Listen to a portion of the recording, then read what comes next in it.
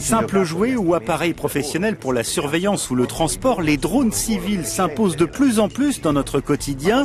Or, ils peuvent représenter un danger pour le trafic aérien s'ils envahissent les couloirs réservés aux vols réguliers. Que fait-on pour éviter les situations dangereuses ?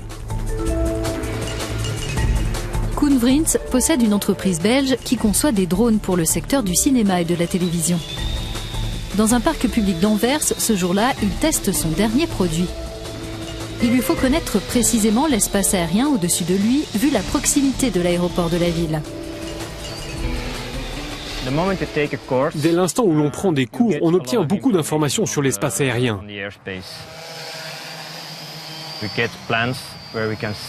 On a des plans qui indiquent les lieux, les zones de contrôle d'un aéroport, les espaces d'entraînement d'hélicoptères, et on apprend comment lire ces plans.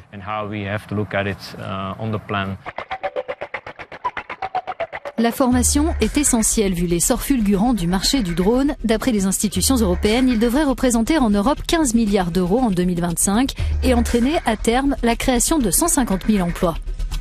Mais il est bien difficile de maîtriser toutes les réglementations en vigueur et c'est là que la technologie peut venir en renfort.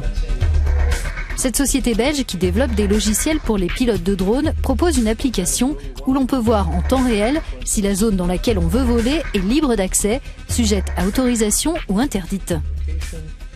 Là, on voit qu'on est proche d'un aéroport et justement, l'application me dit qu'à l'endroit où je me trouve, je ne peux pas faire voler mon drone. Je ne sais pas encore pourquoi, mais j'ai juste à cliquer là pour savoir dans le détail pourquoi je ne suis pas autorisé à voler ici.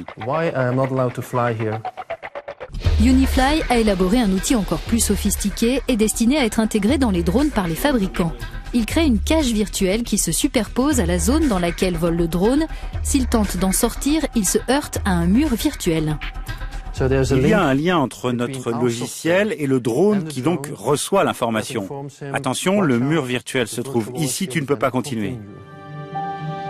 Les institutions européennes et internationales qui réglementent le trafic aérien ont établi une feuille de route sur l'intégration des drones dans l'espace aérien qui tient compte des aspects techniques, mais pas seulement. Le plus grand défi, c'est que d'un côté, il y a une communauté aéronautique très conservatrice, au sein de laquelle il faut des années pour aboutir à des changements, parce qu'on veut conserver un niveau de sécurité très élevé. Et de l'autre, une nouvelle industrie très innovante, qui ne veut pas attendre 5 à 7 ans pour voir des choses mises en place. À l'échelle européenne, au moins, il faut aussi harmoniser les réglementations sur les drones, qui aujourd'hui sont différentes d'un pays à l'autre. L'objectif, c'est bien de garantir que leur essor ne crée pas de turbulences dans le monde de l'aviation.